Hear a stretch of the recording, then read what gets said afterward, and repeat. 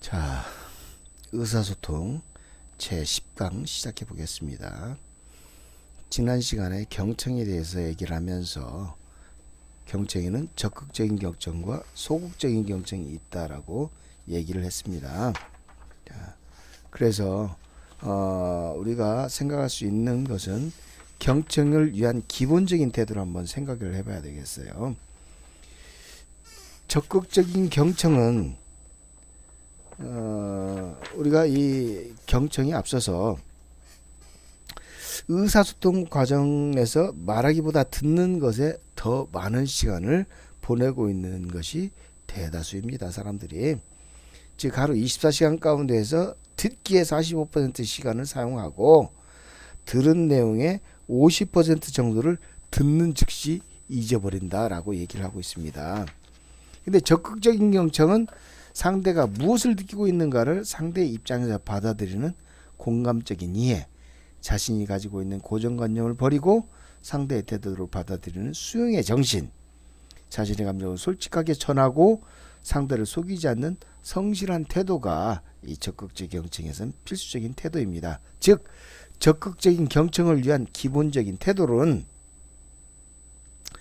첫 번째로 비판적 충고적인 태도를 버려야 되고, 두 번째로는 상대방이 말하는 의미를 이해해야 되고, 세 번째로는 단어 이외에 보여지는 표현에도 신경을 써야 되고, 즉 언어 이외의 비언어 표현을 알아야 된다는 얘기죠.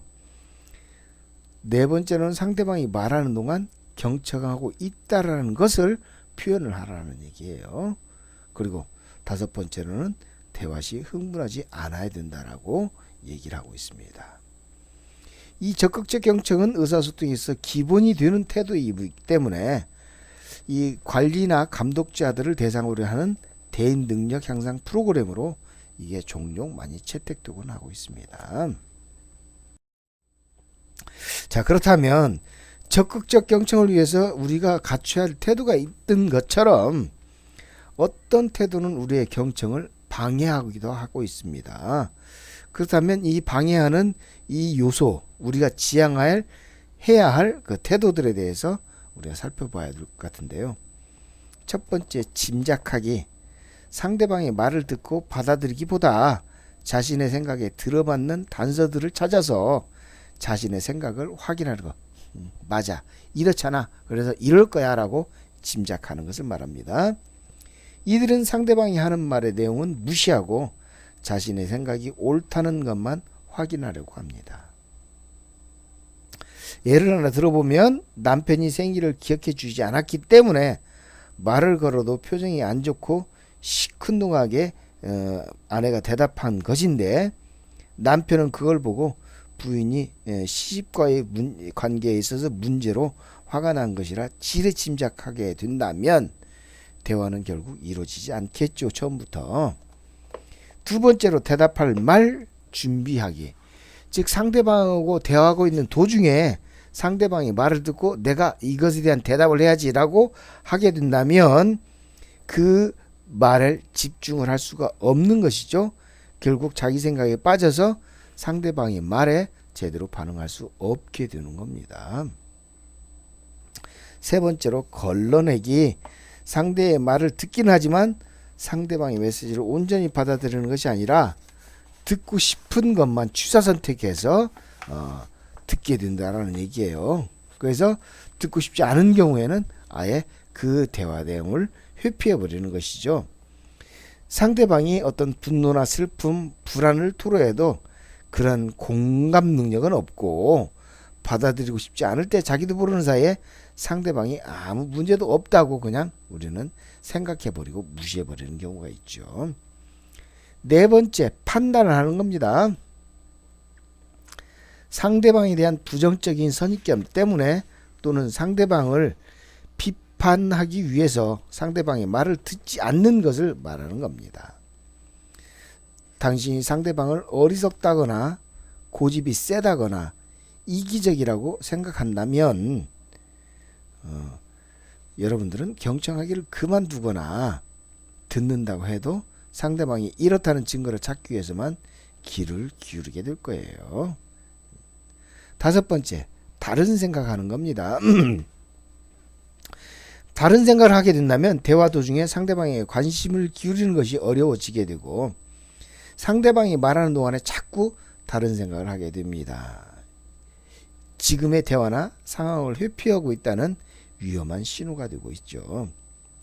예를 들어보면 남편이 최근 아내가 수강하는 취미클럽 활동에 대해 말할 때마다 남편은 다른 생각을 하고 있었어요. 이 남편은 아내가 취미 활동을 하는 것에 대해 못마땅하게 생각하고 있었기 때문에 부인이 이 이야기할 때마다 다른 생각을 하고 있었던 것입니다. 그러나 이러한 회피는 부정적 감정이 내면화되어 있기 때문에 상대방은 오해받고 공격받는다는 느낌을 갖게 되기 때문에 대화가 의사소통이 이루어질 수가 없는 것이죠. 여섯 번째, 조언하는 거예요. 어떤 사람들은 지나치게 다른 사람의 문제를 본인이 해결해 주고자 하고 있어요. 근데 상대방은 그냥 자신의 얘기를 들어주기만 해도 자기의 생각을 명확히 할 수가 있고 자기가 결론을 내릴 수도 있는데 해결책을 스스로 찾을 수도 있습니다. 근데 때때로는 상대방이 원하는 것이 물론 좋은 일 때도 있어요. 근데 상대가 원하는 것이 같이 공감해주고 위로받고자 하는 것이었을 경우에는 오히려 이렇게 조언해주는 것은 독이 될 수도 있다는 얘기죠. 이러한 대화가 매번 반복된다면 상대방은 무시당하고 이해받지 못한다고 느끼게 돼서 당신에게 마음의 문을 닫아버릴 수도 있습니다. 함부로 조언할 필요는 없는 것이죠. 일곱 번째로 언쟁하는 거예요. 언쟁은 단지 논쟁을 위해서 상대방의 말에 귀를 기울이는 것이에요. 그러니까 말꼬리를 잡아서 말다툼을 하려고 하는 것들이죠. 언쟁은 상호 문제가 있는 관계에서 드러나는 전형적인 의사소통 패턴입니다. 상대방이 무슨 주제를 꺼내든지 설명하는 것을 무시하고 자신의 생각만을 늘어놓거나 지나치게 논쟁적인 사람은 상대방의 말을 경청할 수가 없죠. 요즘 국회에서 국정감사나 하는 것을 보면서 또 TV에서 나와서 여자가 나와서 그 토론하는 것을 보면 참 아직까지도 그 토론 문화가 제대로 자리 잡지 못하고 있구나. 결국 말꼬리를 잡아서 언쟁하는데 주력하고 있구나. 그러니까 상대방의 말에 결코 귀 기울여서 경청할 수가 없는 것이죠. 여덟 번째로는 자존심을 세우는 겁니다. 자존심이 강한 사람은 자신의 자존심에 상처를 입힐 수 있는 내용에 대해서 거부감이 강하기 때문에 자신이 부족한 점과 관련된 상대방 이야기를 듣지 않게 되죠. 아픈 거예요, 자기가 들을 때. 그러니까 당신은 자신이 잘못했다는 말을 받아들이지 않기 위해서 거짓말을 하게 되고 또 고함을 지르기도 하고 또 말 주제를 바꿔버리고 또 변명을 하기도 하는 겁니다. 그렇기 때문에 이런 자존심을 세우기 위해서 이런 일을 하다 보니까 결국 상대방의 얘기는 우리가 귀담아 듣지 않게 되는 것이죠. 아홉 번째로는 슬쩍 넘어가기 단계가 있습니다. 대화가 너무 사적이거나 위협적인 대화가 나오게 되면 주제를 살짝 바꾸거나 이걸 두리뭉실 농담으로 애둘러서 넘어가려고 하기도 하는 거예요. 문제를 회피하려고 하거나 상대방의 부정적인 감정을 회피하기 위해서 유머를 사용하거나 핀트를 잘못 맞추게 되면 상대방의 진정한 고민을 놓치게 됩니다. 자, 상대방이 이제 진지한 내용을 얘기하려고 하는데 그 분위기를 맞추지 못하고 그 분위기와는 다르게 전혀 쓸데없는 유머 감각이나 그 상황에 맞지 않는 그런 상황에 따른 얘기를 함으로써 핀트가 달라지면 상대방과의 진정한 고민, 진정한 대화의 내용이 있을 수 없다라는 얘기입니다. 마지막으로 열 번째, 비위 맞추기예요. 상대방을 위로하기 위해서 혹은 비위를 맞추기 위해서 그냥 빨리 동의하는 것을 말합니다. 자, 의도는 참 좋지요. 하지만 상대방이 걱정이나 불안을 말하자마자 그래요, 당신 말이 맞아. 정말 그렇겠네요. 아유, 정말 안 됐어요. 미안해. 앞으로는 그렇게 안 할게요. 이런 식으로 말하게 된다면 이 상대방의 말에 지지하고 동의하는데 너무 치중하게 됨으로써 상대방에게 자신의 생각이나 감정을 충분히 표현할 시간을 주지 못하게 되는 것이죠. 그래서 경청이 방해된다라는 얘기예요. 그래서 경청을 방해할 수 있는 요인 10가지에 대해서 얘기를 해봤습니다. 그렇다면 경청의 올바른 자세는 뭐가 있을까요? 경청의 올바른 자세는 첫 번째, 상대를 정면으로 마주하는 자세. 상대방을 정면으로 바라봐야 되겠죠. 그와 함께 의논할 준비가 되었음을 알리는 자세죠. 그러니까 자세도 비언어적 의사소통 자세라고 이렇게 얘기할 수 있으니까 상대방의 얘기를 경청하려고 한다라는 것을 보여주려고 한다면 상대방과 정면으로 마주해야 되는 자세를 있어야 되죠. 그래야지 그 얘기를 받아들일 준비가 됐다라고 알린다는 겁니다. 손이나 다리를 꼬지 않는 소위 개방적 자세를 취하는 것. 상대에게 마음을 열어놓고 있다는 표시입니다. 자, 팔짱을 끼고 있다라는 것은 은연중에 당신 얘기를 들을 필요가 없어라는 것을 나타내고, 다리를 꼬고 앉아있는 자세도 자기 자신을 보호하겠다라는 그런 의미를 나타내기 때문에 이런 손이나 다리를 꼬지 않는 자세만으로도 개방적이다. 내가 당신에게 마음을 열어놓고 있습니다. 라는 표시가 될 수 있다는 겁니다. 상대방을 향해서 상체를 기울여 다가앉은 자세, 즉 가까이 하려고 하는 자세는 상대방이 열심히 듣고 있다는 사실을 강조하는 것입니다. 자, 내가 조금 더 가까이 가면 갈수록 더 잘 들리겠죠. 그리고 가까이 다가가게 되면 다가온 만큼 그 사람과의 밀접성을 갖게 되고, 그렇게 되면 이 사람이 내 말을 들으려고 하는 그런 열성이 있구나라는 것을 알 수 있는 것이죠. 자, 우호적인 눈의 접촉, 아이 컨택을 얘기하죠. 자신이 관심을 가지고 있다는 사실을 알리게 된다. 한국 사람들이 그 유교적 문화에 속하다 보니까 제일 취약한 부분이 바로 이 부분이에요. 상대방과의 아이 컨택을 잘 못하는 경우가 많습니다. 특히 국제거래에 있어서, 무역이나 이런 국제거래에 있어서 한국인들의 이런 부분이 외국인들에게는 굉장히 부정적인 영향을 미치는 경우가 있죠. 자, 외국인들이 대화할 때 가장 주요시하는 부분은 뭡니까? 아이 컨택이에요. 직접적인 눈과 눈의 접촉이에요. 만약에 대화 중에 이 눈을 피하고 다른 데에 시선을 돌리고 있다라고 한다면 그 얘기는 뭐냐면, 이 사람이 나에게 뭔가를 속이려고 하고 있구나 라고 상대방이 생각할 수 있다라는 얘기예요. 그렇기 때문에 상대방의 얘기를 들을 때에도 상대방의 눈을 보고 있어야 되고, 상대방에게 얘기할 때에도 역시 마찬가지 상대방의 눈을 바라보고 있어야 된다라는 얘기입니다. 그래서 상호간에 서로 우호적인 관점에서의 아이 컨택은 관심을 가지고 있다는 사실이 알리게 되는 그런 효과를 가져오는 거죠. 자, 그 다음에 마지막으로 비교적 편안한 자세를 취하는 것. 이것은 전문가다운 자신만만함과 아울러 편안한 마음을 상대방에게 전하는 것이에요. 자, 내가 뭔가 막 불안하고 뭔가 쫓기는 자세, 이렇게 하게 된다면 상대방도 대화하는 데 있어서 굉장히 어색해지고 뭔가에 쫓기게 되겠죠. 불안해지고요. 자, 이런 자세는 전문가다운 자세가 아니죠. 그러면 전문가다움이 보여줄 수 있는 것은 뭐예요? 여유로움이에요. 여유로움. 그래서 편안한 자세를 통해서 자신만만함과 아울러서 편안한 마음을 또한 상대방에게 만들어 주는 것이 되는 것입니다. 바로 이것이 경청의 올바른 자세가 되겠습니다. 자, 북 리뷰를 한번 보겠습니다. 북 리뷰를 보면 조신영, 박현찬의 2007년도 책 경청 마음을 얻는 지혜, 위즈덤 하우스의 출판입니다. 자, 그래서 경청 마음을 얻는 지혜에서 경청 운동이 있어요. 경청을 실현하기 위한 5가지 행동 가이드, 이렇게 얘기 나왔습니다. 첫 번째로 공감을 준비하자라고 돼 있어요.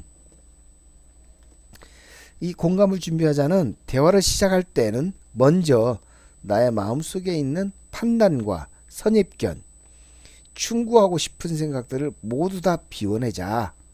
그냥 들어주자. 사운드박스가 텅 비어 있듯이 텅 빈 마음을 준비하여 상대방과 나 사이에 아름다운 공명이 생기도록 준비하자. 멋진 얘기예요. 그래서 공감할 수 있는 그런 준비를 해보자라는 얘기예요.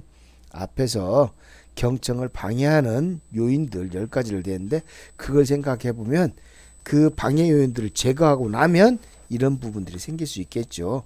이렇게 하기 위해서 경청도 훈련을 통한 연습이 가능하다라고 얘기를 했으니까요.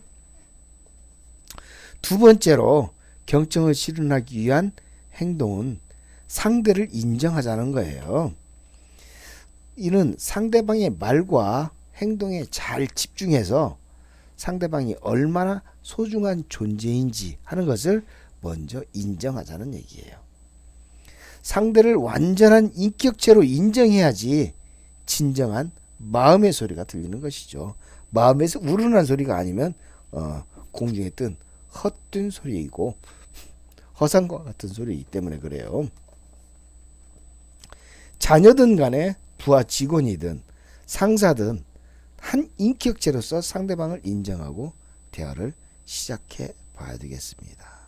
자, 자녀들에 대해서 또 부하 직원에 대해서 상사로서 이런 생각을 갖는 것 당연히 이래야지 마음을 열어놓고 대화를 할 수 있는 건데 사실 아랫사람이거나 또는 자녀 같은 경우에는 우리가 위에서 고압적으로 하는 그런 행동들이 많기 때문에 이 상대를 인정하고 하나의 인격체로서 인정하는 것이 결코 쉽지가 않습니다. 세 번째로는 말하기를 절제하자라고 되어 있어요. 말하기를 절제하자라고 행동 가이드에 나타내고 있습니다. 말을 배우는 데는 2년 걸린다고 되어 있어요. 우리가 그러니까 2년이 지나면 말을 조금씩 늘어나게 되는 거죠. 침묵을 배우는 데는 60년이 걸린다고 합니다. 자, 말하는 것을 배우는 데는 2년, 침묵을 해야 되는 것을 그러니까 대신 말을 하지 않아야 되는 것을 배우는 것이 60년, 즉 인생을 통틀어서 그렇게 된다는 얘기예요. 누구나 듣기보다 말하기를 좋아하는 이유는 상대를 이해하기 전에 내가 먼저 이해받고 싶은 욕구가 앞서기 때문에 그런 겁니다.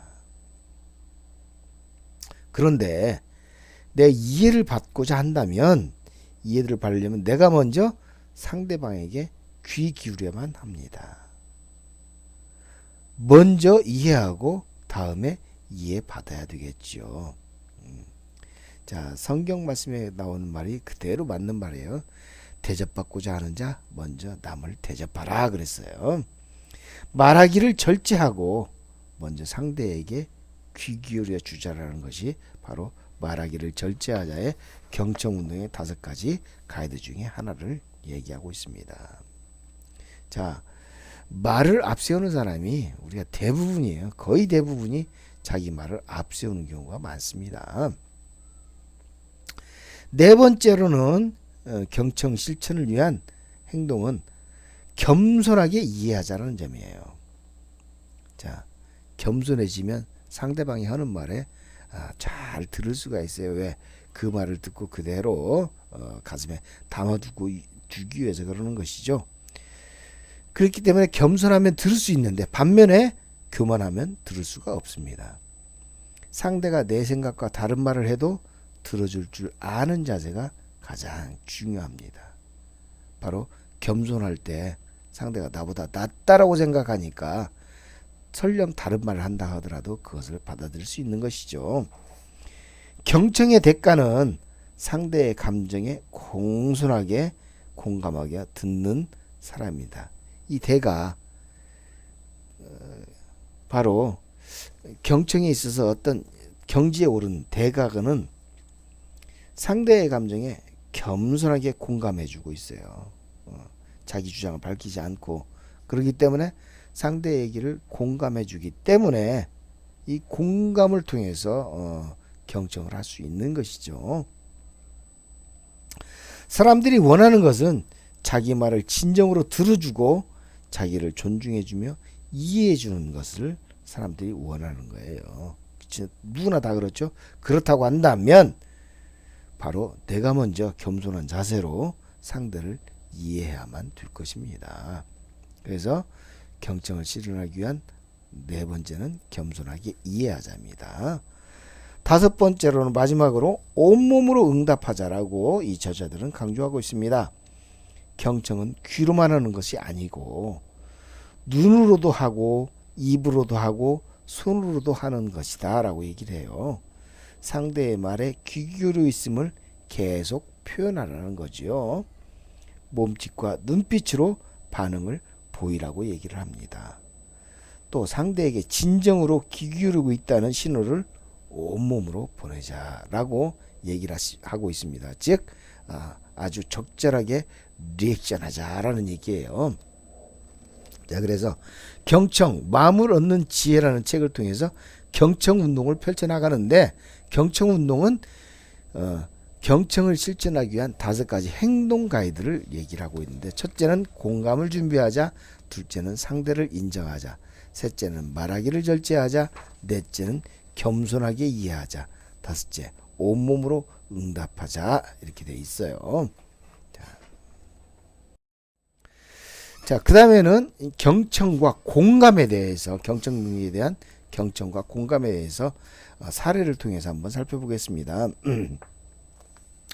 경청에는 그에 대한 적절한 반응을 보여주는 것 역시 반드시 필요한 요소이고, 즉 원활한 이해를 위해서 상대방의 말을 수용하고 공감하면서 지지해주는 반응이 필요합니다. 청자가 상대방의 감정에 공감하고 있음을 나타낸다면 말하고 있는 화자는 자신이 이해받고 있다라고 하는 그런 느낌을 갖게 되는 것이죠. 그렇게 되면 화자는 청자를 더욱 신뢰하고 자기 자신을 더 많이 드러내 보이게 되는 것입니다. 이러한 과정이 진행되면서 더욱 원만한 인간관계가 이루어지게 되죠.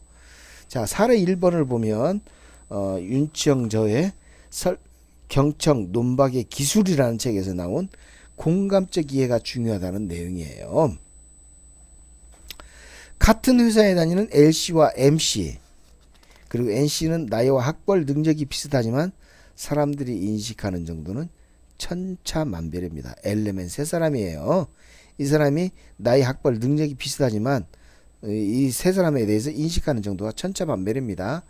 대화를 할 때 이들의 차이는 아주 쉽게 드러납니다. 일단 저에게 맡겨주신 업무에 대해서는 과장님이 너무 간섭하지 않으셨으면 합니다. 제 소신껏 창의적으로 일하고 싶습니다. L씨, 자네가 지난번에 처리했던 일이 아마 잘못됐었지? 자네 나름대로 생각이 있더라도 상사의 지시대로 해야지. 자, MC는 자네 업무에 대해서 이야기하는 것이 간섭받는 것으로 생각되어 기분이 상한 모양이구만. NC, 믿고 맡겨준다면 더 잘할 수 있을 것으로 생각된다는 말이구만. 자네가 맡은 일은 자신의 소신과 창의력에 따라 책임감을 갖고 일하고 싶은 모양이구만. 자, 또 다른 내용. 저는 입사한 지 1년이 넘었는데도 아직 일다운 일을 해본 적이 없습니다. 라는 말을 했을 때 L씨, 자네가 입사한 지 벌써 1년이 넘었나? 세월 빠르다 빨라. 회사에서 중요하지 않은 일이 어디 있겠나? 모든 일에 최선을 다해야지. MC, 아직 일다운 일을 해보지 못했단 말이지? 아직 자신의 능력에 맞는 일이 주어지지 않아서 섭섭했던 모양이구만. NC, 자네의 능력을 맘껏 발휘해볼 수 있는 일다운 일을 이제는 해보고 싶단 말이지. 자, 이처럼 받아들이는 거 서로 다르게 되어 있어요. 여기에서 이 제시된 사례는 공감적 이해의 3가지 수준에 대한 내용입니다. 공감적 이해란 청자가 상대방의 입장이 되어서 그의 주관적인 세계를 이해하는 것을 말하고 있습니다. 이것은 청자가 제3의 귀를 가지고 상대방의 마음속에 있는 소리 없는 소리 또는 마음의 소리를 듣는 것을 말하고 있죠. 또한 우리가 상대방의 눈으로 사물을 보는 것과 같이 상대방이 지니고 있는 생각과 느낌의 틀을 이용해서 그 사람의 생각과 감정을 이해하는 것입니다. 자, 그래서 청자가 상대방의 감정에 공감하고 있음을 나타낸다면 상대방은 그 자신이 이해받고 있다는 느낌을 갖게 되면서 청자를 보다 신뢰하게 되어 자신을 더욱 드러내 보이게 된다고 계속 앞에서 밝혀왔습니다. 그러면 공감적 이해에는 세 가지 수준이 있다는 것을 알 수 있죠. 첫째는 L씨의 사례로 인습적 수준입니다. 청자가 상대방의 말을 듣고 그에 대한 반응을 보이긴 하지만 청자가 주로 자신의 생각에 사로잡혀 있기 때문에 자기 주장만을 할 뿐 상대방의 느낌이나 생각, 일치된 의사소통을 하지 못하는 경우예요. L씨의 경우 상대방의 얘기를 듣고 난 후 성급하게 판단해서 설익은 조언이나 상투적인 충고를 하게 되는 것이죠. 둘째로는 MC의 사례로 이건 기본적 수준입니다. 대체로 청자는 상대방의 행동이나 말에 주의를 기울여 상대방이 현재 마음 상태나 전달하는 내용을 정확하게 파악하고 그에 맞는 반응을 보이는 것입니다. MC의 경우 상대방의 의견에 대해서 재언급하기나 요약 등을 하면서 반응을 보이게 되는 기본적인 단계, 기본적인 수준을 말하고 있습니다. 셋째로는 NC의 사례로 심층적 수준입니다. 청자가 언어적으로 명백히 표현되지 않은 상대방의 내면적 감정과 사고를 지각하고 이를 자기 자신의 개념 틀에 의해서 왜곡 없이 충분히 표현함으로써 상대방의 적극적인 성장 동기를 이해하고 표출하려고 합니다. 이 NC의 경우 상대방의 의견에 대해서 긍정적으로 반응하고 사기를 진작시키게 되는 것입니다. 자, 그래서 우리들이 이 세 사람의 사례를 보고서 어떤 반응을 갖게 되는지 한번 생각해 보도록 하겠습니다. 그러면 오늘은 여기까지 마치고 다음 시간에 이어서 하도록 하겠습니다.